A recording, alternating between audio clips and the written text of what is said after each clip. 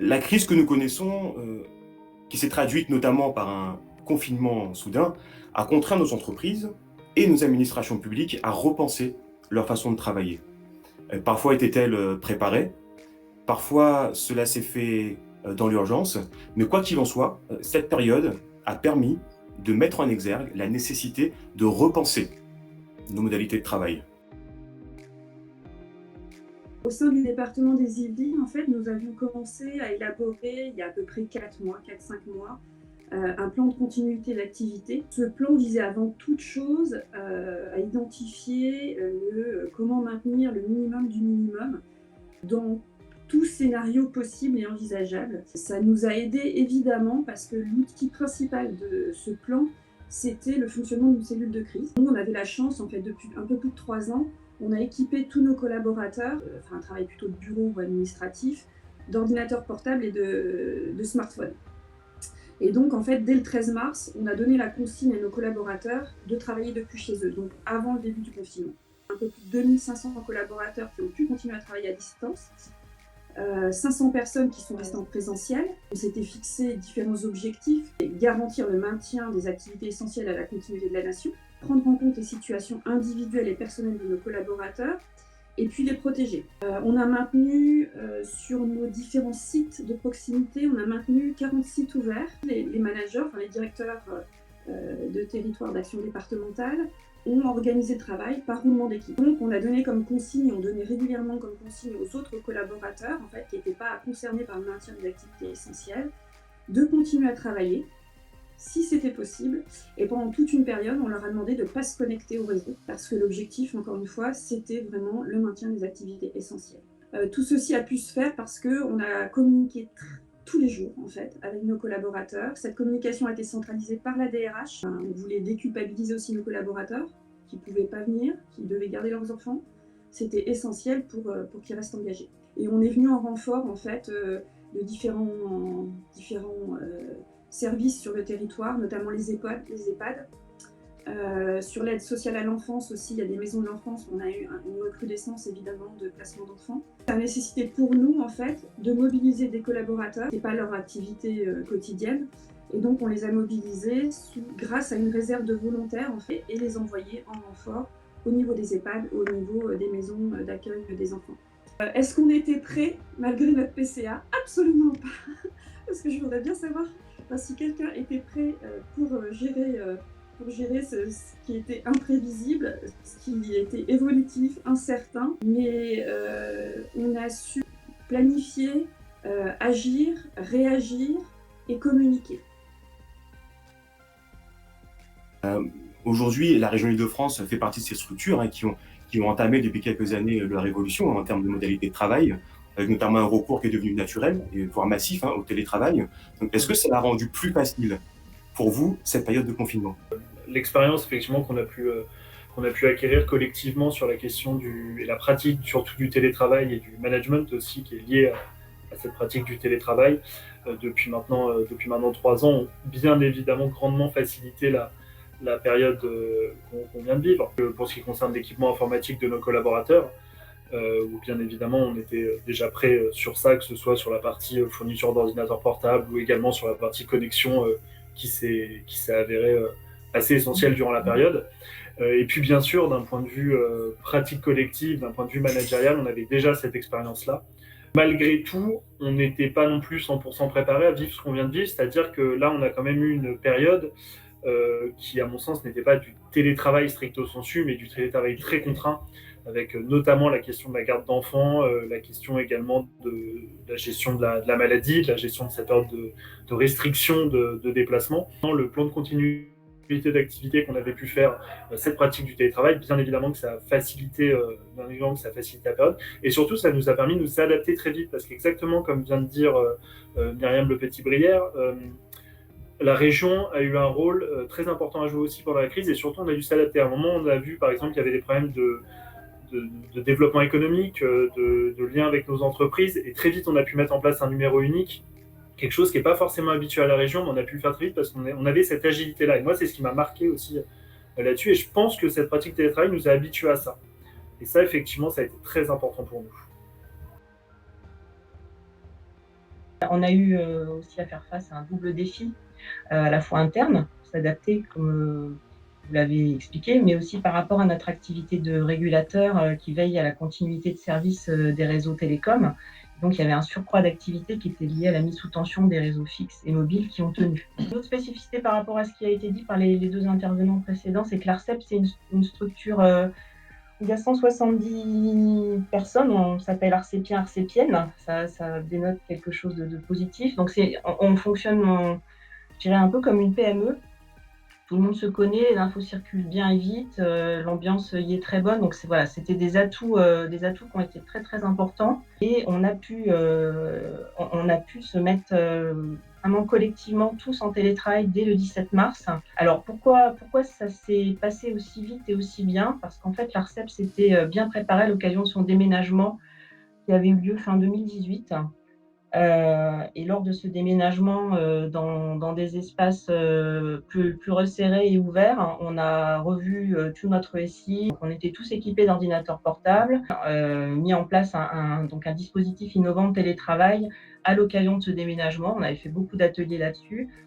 Donc j'en parlerai, hein. Il y avait à la fois le télétravail fixe, tel dans le protocole fonction publique, et puis en expérimentation, on avait, pour ceux qui ne rentraient pas dans ce télétravail fixe, la possibilité d'avoir 24 jours de télétravail flexible dans l'année. Donc voilà, tout le monde avait commencé à tester le télétravail. Ce qui s'est passé aussi, c'est qu'il y a eu des grèves de transport fin 2019, et du coup, on est passé de cette expérimentation test, somme toute limitée à 1-2 jours par semaine, plutôt 1 jour par semaine, à quelque chose de beaucoup plus généralisé. On a tiré les fruits d'une démarche interne collaborative et ouverte sur l'organisation du travail plus large, qui prend notamment appui sur le modèle de l'entreprise libérée, voilà, avec plein d'interactions, plein d'échanges sur les modalités de travail. Et ça a aussi beaucoup aidé, et ça continue encore aujourd'hui sur plein de sujets sur lesquels je peux détailler un peu plus si besoin. Alors, nous, on a un petit peu la même particularité que le conseil départemental des Yvelines, qui est représenté aussi ici. On a 10 000 agents à la région Île-de-France, mais sachant que sur ces 10 000 agents, on a environ 8 000 agents qui sont présents dans les lycées franciliens, qui donc, eux, ont été concernés de manière totalement différente par la période de confinement, puisque la plupart des lycées ont été fermés. Et on est environ 2000 collaborateurs au siège. Sur la question des outils, je vais revenir très rapidement sur ce que je vous ai dit tout à l'heure, c'est-à-dire que nous, la question ordinateur portable, connexion, VPN, etc., on n'avait pas de sujet là-dessus, vu notre expérience précédente sur le télétravail. Donc ça, on était bon. Après, effectivement, c'est surtout la question des outils collaboratifs qui s'est posée, puisque là, effectivement, il y a eu une explosion des besoins en outils pendant cette période-là. Et il a fallu effectivement s'organiser pour y répondre. Alors, d'un point de vue très pragmatique, nous, le confinement, ça a été quasiment au même moment que la mise à disposition de l'outil Teams pour les collaborateurs de la région. Donc, effectivement, on a largement accéléré la migration vers cet outil-là qui nous permettait beaucoup plus de collaboration que sur Skype Entreprise qu'on utilisait auparavant. Donc, effectivement, il y a eu un plan de formation vraiment accéléré qui s'est déployé sur ça, et un plan de formation qui était quasiment à la demande en fait des collaborateurs, et pour être au plus près de leurs besoins. Alors on aura un vrai plan de formation sur Teams qui débutera en septembre, mais en attendant, effectivement, on a pu répondre à des besoins donc, via cet outil. Et après, moi, la vraie surprise que j'ai eue pendant cette période-là, un vrai changement de pratique, je trouve, sur la question des outils. C'est-à-dire que maintenant, nos agents, ils ont un besoin, et en fait, ils ont une myriade d'outils à leur disposition. Ils n'attendent plus forcément que la DSI leur mette un outil qu'ils installent sur l'ordinateur. En fait, ils ont été sur Internet, ils ont trouvé un outil. Il se trouve que la plupart des outils étaient gratuits pendant le confinement, puisque c'était quand même la période pour le faire. Et donc, d'un coup, ils disent, bah tiens, j'ai été sur Internet, j'ai vu qu'il y a par exemple Trello qui existait, qu'est-ce qu'on peut faire avec, comment vous me formez? Et nous, on a fait le choix de répondre à ça parce qu'on s'est dit c'est un peu le moment ou jamais pour placer ces sujets-là. Et donc, effectivement, on a pu largement former à Trello, à Klaxoon, à d'autres outils de collaboration ou de visio. Et ça a été un moment très fort là-dessus parce que nos collaborateurs ont bien compris que la question de l'animation des équipes allait être vraiment le point le plus important, et surtout le point sur lequel ils allaient peut-être être le plus en difficulté. Et donc, effectivement, ils ont été très demandeurs là-dessus. Et nous, on a été aussi en initiative sur le sujet, puisqu'on a notamment un appel, nous, hebdomadaire, qui regroupe la DGARH avec l'ensemble des encadrants. Donc, on a entre 170 et 200 personnes sur l'appel chaque semaine. Et on a utilisé ces outils aussi pour animer les appels et pour donner de l'envie un peu, pour montrer que ce qui existait, ça a très très bien marché. Donc ça, c'est important. Mais après, outre la question des outils, la période elle nous a montré qu'il y avait vraiment la question de comment on utilise ces outils, qu'est-ce qu'on en fait ensuite, et comment on pérennise aussi les bonnes pratiques qu'on peut prendre. Et on est aussi beaucoup intervenu là-dessus, sur comment est-ce que je peux animer une petite réunion, par exemple, de 15 minutes tous les matins pour dire bonjour à mes collaborateurs, pour prendre le pouls, pour avoir leur humeur, les gros sujets de la journée, comment on gère aussi la disponibilité de chacun, parce que comme je le disais tout à l'heure, on a des journées parfois très morcelées parce qu'on doit faire le devoir des enfants le matin ou une contrainte l'après-midi. Donc prenez 15 minutes le matin et puis le collaborateur qui dit bah, moi je suis pas joignable de 10 à 11, et ben il s'arrange pour que ce soit signifié dans son agenda et pour avoir sa plage de connexion après. Et donc c'est aussi voilà, tous ces outils-là qu'on a beaucoup mieux utilisés. L'agenda Outlook, outil de base que tout le monde a, on a vraiment eu des remontées d'une autre utilisation qui ont été faites où par exemple bah, voilà, on allait mettre sa plage d'absence, on allait mettre autre chose. Et on le signifiait aussi à tous les autres collaborateurs. Et ça, effectivement, c'était vraiment quelque chose de très intéressant. Et alors nous, le dernier point sur lequel je peux revenir, c'est qu'on a aussi décidé de mettre en place, de mettre à disposition plutôt, de nombreux guides d'utilisation des outils, du télétravail, pour se dire bah, comment, par exemple, faites attention, comment est-ce qu'on gère les mails. Au début du confinement, on a eu une explosion du nombre de mails envoyés parce qu'on ne se voyait pas forcément, donc on faisait des mails. Et donc, ça crée un vrai souci de gestion, notamment pour les encadrants. Et donc, on essayait de dire, bah voilà, quelles sont les 3-4 actions qu'on peut mettre en place pour limiter les mails, pour faire une petite réunion téléphonique rapide. Enfin, voilà. Après, c'était plus de vraiment comment se servir des outils et comment éviter certaines dérives qu'on commençait à voir.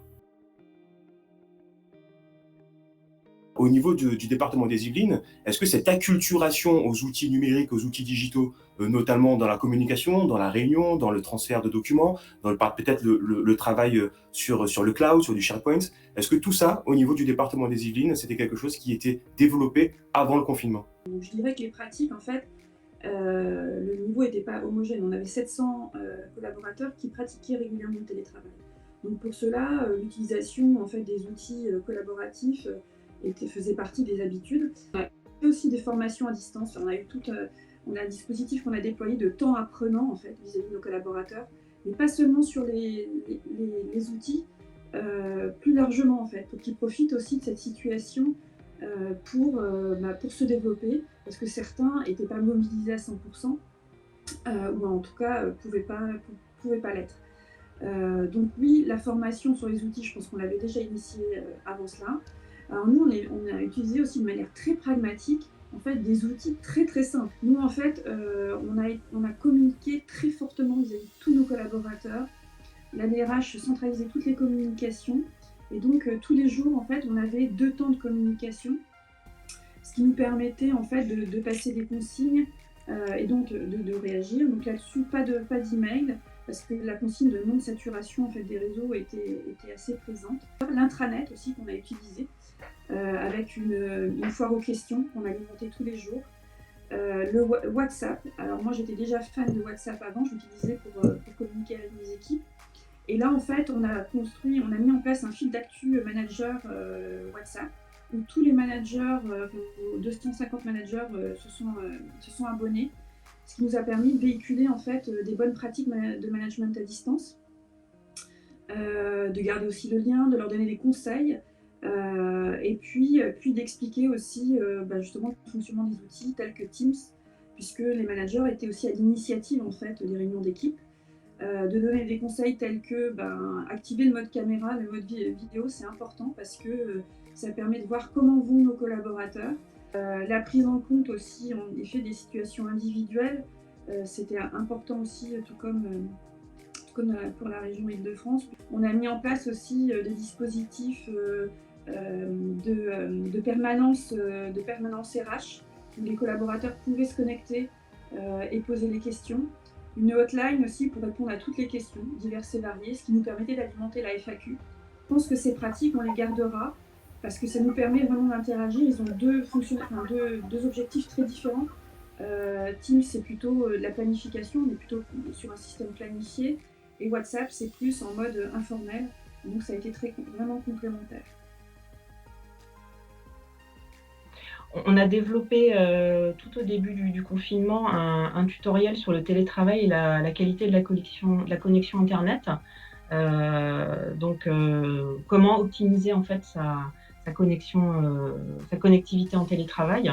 On l'a d'abord testé chacun chez nous avant de le mettre à disposition du grand public. Donc c'est un tuto qui présente en fait un panorama des problèmes que l'on peut rencontrer et des solutions pour les résoudre.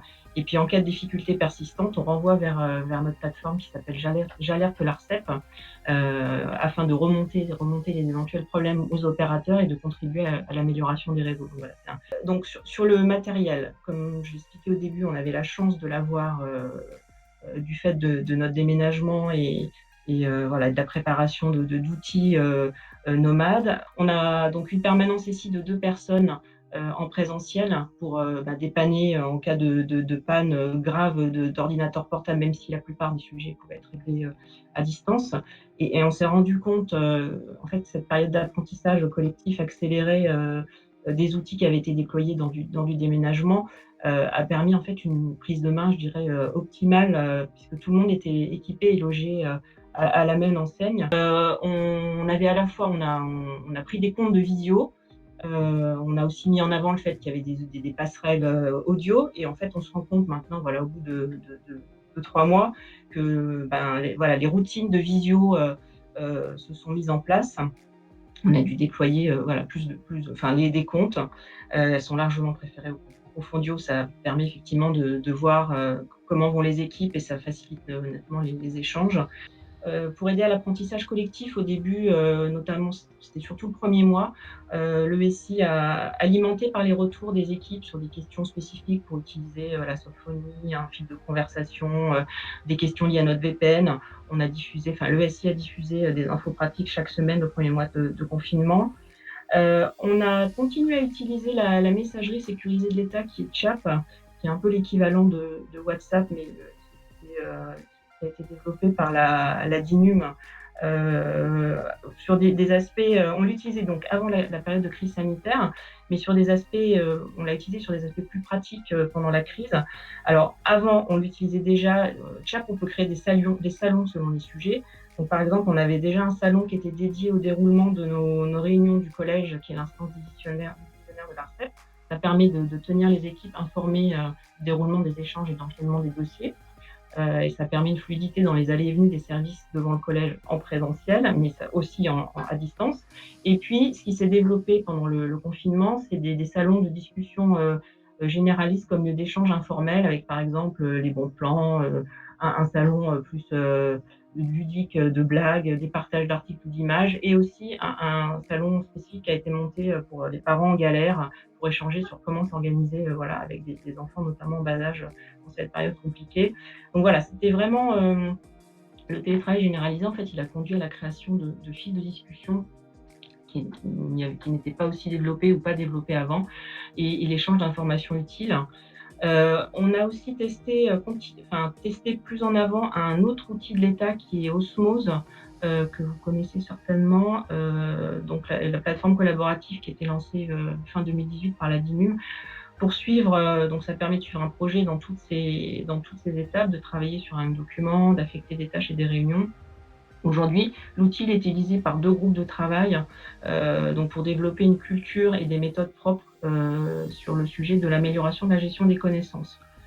Et donc, on a 2 sujets, la capitalisation des travaux sur les dossiers très importants, la gestion des dossiers communs informatiques, où c'est des problèmes de rangement. Donc voilà, on essaie d'avoir un retour de bonnes pratiques et d'améliorer ça. On a pu continuer à accueillir des nouveaux. On a un kit des nouveaux arrivants qui est en cours de finalisation, qui avait été préparé lors des ateliers qu'on avait mis en place. Donc, voilà, ça, le sujet convivialité, importance du lien social qui existait avant la crise, qui a permis aussi de faciliter l'intégration des nouveaux. En effet, nous aussi, on a accueilli 57 nouveaux collaborateurs, ce qui était un peu bizarre parce qu'il n'y a aucun lien, il y a en plus d'autres secteurs privés, donc aucun lien avec la collectivité. Donc ça a été un gros sujet, parce qu'on se dit comment créer le lien d'appartenance, développer le lien d'appartenance malgré la distance. Et en fait, on a procédé un peu de la même façon. Heureusement, la DSI était mobilisée aussi tout le temps.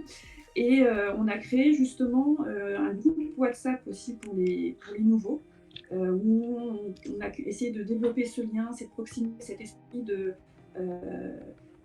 esprit de corps.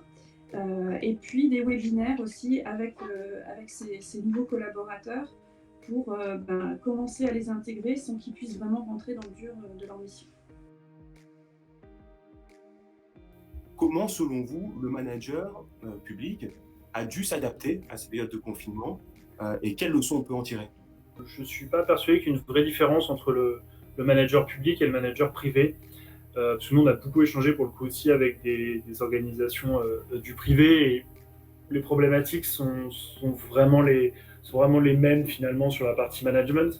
Le manager, il a dû s'adapter effectivement sur la gestion de son équipe, sur déjà beaucoup de situations individuelles.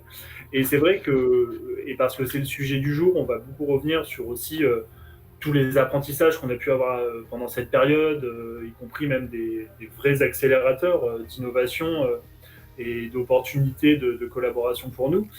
Mais c'est vrai aussi que cette période, elle a été très très dure à gérer pour beaucoup d'agents, et je voulais vraiment rendre hommage aussi à tout le travail qu'a pu faire, qu'ont fait tous les pôles ressources humaines, de toute façon de toutes les organisations, avec des managers qui étaient confrontés parfois à des cas vraiment compliqués durant la période, et ça a été ça quand même la première problématique à gérer, c'est-à-dire toutes les situations individuelles auxquelles on n'avait pas l'habitude d'être confrontés. Et ça, les managers, ils ont vraiment eu besoin du pôle ressources humaines sur ça, mais ils ont su s'adapter aussi, parce que je pense qu'ils ont aussi vu l'opportunité pour eux de ressouder les liens dans leur équipe et d'adopter des bonnes pratiques qu'ils pourront vraiment garder par la suite.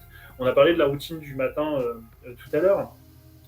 C'est vraiment quelque chose qui, à la région Île-de-France, s'est beaucoup généralisé et qui, je pense, restera, y compris sur la partie post-confinement, parce que tout le monde a redécouvert aussi l'importance de commencer sa journée ensemble, d'échanger aussi sur ses humeurs, qu'il n'y ait pas de tabou là-dessus, et d'échanger sur son organisation, d'avoir aussi un peu plus de liberté parfois dans les équipes et d'assumer d'avoir cette liberté, ce qui n'est pas évident forcément pour tous les managers et pour tous les agents. Et que maintenant, on doit aussi se réinventer sur beaucoup de pratiques qu'on a et sur beaucoup de réflexes, d'habitudes, et la période, elle va beaucoup changer les choses là-dessus. Donc moi, j'ai aussi hâte d'être en septembre, d'avoir ce retour sur site et ce mix aussi à distance, parce que la partie distancielle s'est vraiment imposée pendant la période. Et je pense qu'on va avoir beaucoup de surprises et beaucoup de bonnes surprises sur l'évolution des pratiques là-dessus post-confinement. Alors, pour moi, cette question est plus large que pour les managers.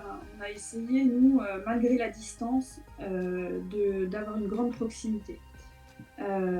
Et ça a été vrai pour les collaborateurs, parce que finalement, il était aussi important, je pense, pour tout le monde de s'inscrire dans un collectif large pour voir qu'on vivait tous la même chose. La gestion des enfants, le stress associé à la maladie, tout ce genre de choses. Donc nous, on a eu une communication directe et une interaction directe avec tous les collaborateurs. Et pour les managers, de toute façon, en fait, je pense que leur rôle, il a été essentiel, et je pense qu'ils ont pu l'expérimenter au-delà de donner des consignes habituellement, etc. C'était d'être à l'écoute, en fait.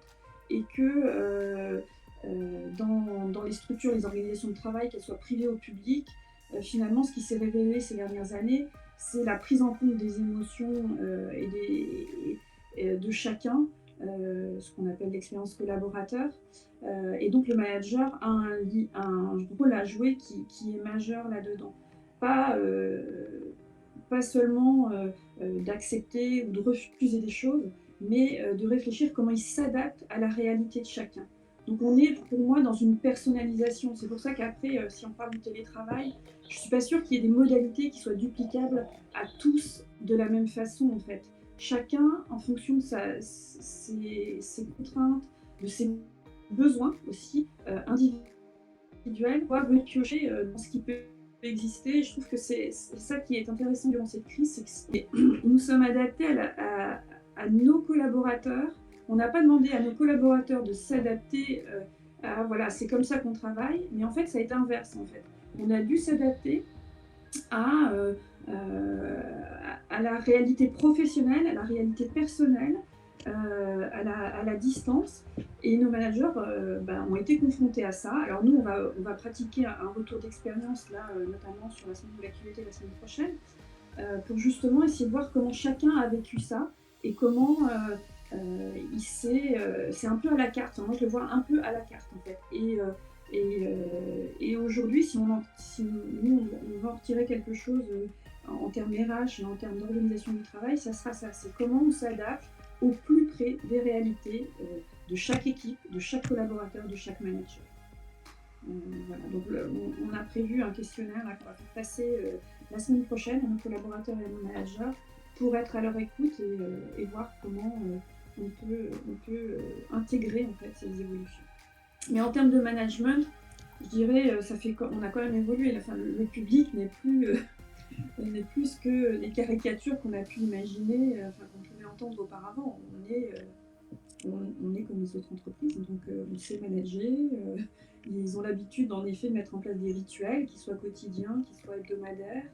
Voilà. Donc, pour moi, je vois cette crise comme un accélérateur, un révélateur et un accélérateur qu'il va falloir capitaliser là-dessus. Aujourd'hui, si vous deviez retenir un enseignement de cette période, lequel serait-il ? On a un retour d'expérience aujourd'hui, notamment sur le télétravail généralisé, qui est que c'est une vraie liberté d'organisation permise. Pourquoi ? Parce qu'il y a à la base une vraie confiance des managers. Ça recoupe ce que mes collègues ont dit. C'est ça. Cette confiance, elle a pu s'exprimer pleinement pendant cette crise. Et désormais, c'est encore plus qu'avant un élément essentiel et attendu de la part de l'employeur. Donc, du coup, aujourd'hui, on a effectivement des questions des équipes sur qu'est-ce qui va se passer ensuite. On a pu fonctionner très bien en télétravail généralisé. Donc, on va sans doute refaire des ateliers sur le télétravail. On avait beaucoup travaillé lors du déménagement pour l'organiser. On va sans doute revoir ça quand on reviendra de façon plus large sur site. L'aspect autonomie, liberté, le fait d'avoir pu organiser et pas subir le télétravail, c'est ça qui était vraiment top.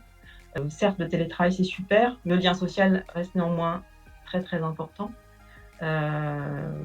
Donc une autre leçon, c'est par exemple l'embarquement des nouveaux et des juniors. Voilà, les repas à la cantine, ça manque, c'est des choses toutes bêtes, mais donc voilà. Maintenant, il y a eu cette première phase très un peu avec plein d'adrénaline, où plein de choses se sont mises en place, où tout le monde s'est adapté. Voilà. Maintenant, on sent qu'il y a aussi besoin de revenir, de renouer avec du présentiel, dès lors que ça satisfait les conditions de contraintes sanitaires, bien sûr. Moi, j'en ai un qui me vient tout de suite en tête, c'est vraiment l'importance de cet appel des encadrants dont je vous parlais tout à l'heure. On a un lien direct entre l'ADG, l'ensemble des encadrants, et donc quelque part l'ensemble des agents ensuite. Et j'ai vraiment deux moments précis qu'il faudra qu'on refasse. On a organisé une grande séance de brainstorming avec nos encadrants pour leur dire dites-nous toutes les difficultés que vous rencontrez en ce moment pendant la période de confinement, mais pas forcément strictement liées au confinement. On avait classé ça donc en plusieurs thèmes, par exemple des difficultés sur l'équipement, des difficultés qui peuvent être des facteurs de stress, un champ libre, et on a remonté environ 2000 contributions comme ça. De ce brainstorming, on a réussi du coup à construire un plan d'action, à construire des propositions de solutions qu'on va travailler avec eux. Et je trouve qu'un exercice d'intelligence collective comme ça, on a été vraiment surpris de la qualité que ça pouvait produire et de l'importance que ça avait pour chacun, que ce soit pour la partie DG ou pour la partie encadrant. Et on a même des remontées d'agents qui ne sont pas encadrants et qui, du coup, ont eu un débat avec leur encadrant suite à ça, pour faire remonter les choses, pour préparer. Et c'est vraiment quelque chose qu'on doit retirer, qu'on doit continuer. Et de même, il y a une vraie volonté aussi de lien direct qui s'est fait pendant le confinement. Et par exemple, là, la région Île-de-France vient de lancer un plan de relance économique donc pour la région, qui est un grand plan d'investissement, qui est un moment vraiment très fort pour la région, déjà parce qu'il y a un peu plus d'1 milliard d'euros sur la table, et puis parce que c'est un vrai changement dans la façon de travailler des équipes. Et par exemple, là, le DGS, notre directeur général, donc, va faire une présentation de ce plan de relance directement donc, aux 1800 collaborateurs du siège, aux 2000 à peu près collaborateurs du siège plutôt. Et ce genre de lien direct que les outils nous permettent maintenant, parce qu'effectivement, réunir 2000 personnes en physique, c'est très très compliqué, mais réunir 2000 personnes sur Teams, ça pose très peu de soucis. Et donc, il va avoir un lien direct avec tous les agents, et ça va être c'est la semaine prochaine, et ça va être un moment fort, et il faut qu'on continue dans cette idée-là. Et je pense que le confinement a montré effectivement que ces liens directs sont très importants, que tout ce lien social, il est très important, et on a une carte à jouer là-dessus. Et bien sûr, nous, en tant que pôle ressources humaines et que direction de la transformation, c'est une mine d'or qu'on a devant nous. Moi, remonter 2000 difficultés des encadrants, c'est du travail de transformation pour au moins 6 mois. C'est magnifique. Donc ça, il faut vraiment qu'on continue là-dessus. Je trouve en fait, on a levé certains freins vis-à-vis de l'utilisation de Teams, surtout, enfin Teams ou un autre outil, peu importe, mais vis-à-vis de grandes réunions comme ça, en fait. Hein, et je trouve que ça nous permet en effet de toucher plus simplement, de manière plus agile, et de communiquer, d'interagir. Et ça, je trouve qu'il faudrait vraiment, enfin, par rapport au sujet outils et modalités de réunion, je trouve que ça, il faut qu'on arrive à le garder. Et en plus, on est vraiment plus efficace en fait. En fait, moi, je vais retirer en négatif, en fait, une bonne pratique. C'est qu'une bonne pratique, c'est quand même de se voir en vrai, de pouvoir, on n'a pas le droit encore, mais nous, 67% de nos collaborateurs ont commencé un retour physique sur site.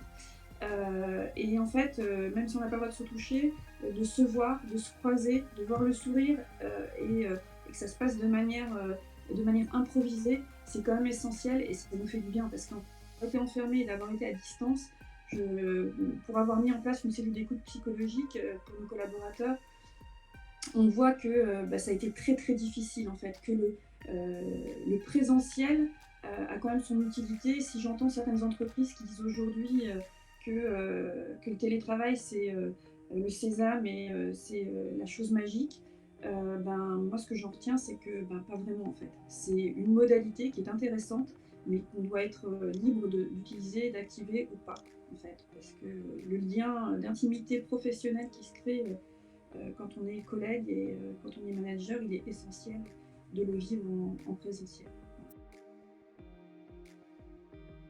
Est-ce qu'il est utile de se voir? Oui, évidemment, bien sûr. Ça, clairement, le confinement l'a encore montré, c'est certain. Après, je pense que la question qu'il va maintenant falloir se poser, c'est comment on se voit. C'est peut-être où on se voit, et c'est vrai que notamment la notion des tiers-lieux, je pense que c'est vraiment des choses qu'on peut creuser aussi. C'est-à-dire que une réunion d'équipe n'est pas nécessairement au siège, au bureau, et on peut aussi avoir d'autres façons de le voir, mais ça sera à construire. Maintenant, nous, ce qu'on constate aussi, c'est que tout le monde n'est pas content de revenir pour l'instant. C'est vrai qu'on essaye un peu, là, nous, de reprendre une activité sur site, à raison d'une journée par semaine pour l'instant. C'est pas forcément facile à construire, ne serait-ce que parce qu'il y a des habitudes aussi qui ont été prises pendant le confinement. Notre DRH appelle ça un syndrome de la cabane un peu. On s'est construit un abri pour résister à la période de confinement et puis au final on y est assez bien et il y a des problématiques qu'on n'a plus, typiquement les transports, typiquement certaines problématiques d'horaire aussi qui peuvent compter chez nous, une problématique d'organisation aussi. Et donc il va falloir vraiment travailler aussi sur la motivation des équipes qui maintenant nous challenge aussi en disant finalement ça s'est très très très bien passé en télétravail pendant quelques mois et on l'a entendu là pendant les débats. Parfois même ça s'est presque mieux passé en termes d'efficacité que quand on est vraiment en présentiel. Et donc finalement pourquoi revenir? Et ça nous challenge aussi sur la plus-value de venir sur le site. Pourquoi est-ce qu'on vient sur le site maintenant? Et nous c'est vraiment un débat là qu'on a de manière presque forcée parce que les collaborateurs nous le posent en nous disant moi ok mais qu'est-ce qui est différent? Pourquoi est-ce que je vais venir au siège de Saint-Ouen alors que chez moi je fais le même travail? Et donc quelque part qu'est-ce que tu me proposes en plus? Quelle est la plus-value qu'on a? Et effectivement là je pense que nous on a un vrai chantier qui doit s'ouvrir aussi sur l'usage qu'on a de venir au bureau, parce qu'effectivement un agent sur des tâches un peu d'exécution, je sais pas, par exemple un agent comptable, finalement il fait à peu près le même travail à Saint-Ouen que chez lui, ou au moins c'est l'impression qu'il en a, et donc il peut avoir une motivation assez limitée pour revenir. Donc je pense que maintenant ce qu'on doit travailler c'est pourquoi on vient, quelle collaboration on peut avoir, est-ce qu'on doit se voir aussi beaucoup plus, euh, est-ce qu'on peut avoir plus de liberté dans l'organisation, des semaines où on est beaucoup plus là parce qu'on en a besoin, des semaines où au contraire on est beaucoup moins là parce qu'on a d'autres contraintes par rapport à ça. Je pense que ça c'est des questions qui vont se poser. Après c'est sûr que quand les gens sont revenus, forcément, voilà, ils sont extrêmement contents de se revoir, la collaboration se fait pas pareil, le moment cantine dont on parlait, alors pour l'instant il est très contraint, mais on sent qu'il y a une envie malgré tout là-dessus. Et ça, c'est des choses très importantes. Et nous, il va falloir aussi qu'on soit vigilant là-dessus. Je pense qu'effectivement, là, on a vécu quelque chose. Il ne faudrait pas qu'on tombe dans un autre extrême de se dire on reste à distance et tout va bien. Mais il faut aussi que nous, on se challenge de travailler sur l'usage de venir, sur la plus-value d'une présence sur site et on parlait d'expérience collaborateur, je pense qu'on va être vraiment là-dedans. Et donc, sur ça, il y a une très grande période, je pense, qui s'ouvre parce que maintenant, tout le monde a goûté au télétravail et donc le challenge, il est là. Merci beaucoup, Madame Catherine Galéribac, d'avoir été parmi nous, Monsieur Guillaume Aubin et Myriam Le Petit-Brière. Et puis, je vous dis peut-être à la prochaine fois pour un prochain webinaire de Cora Partners.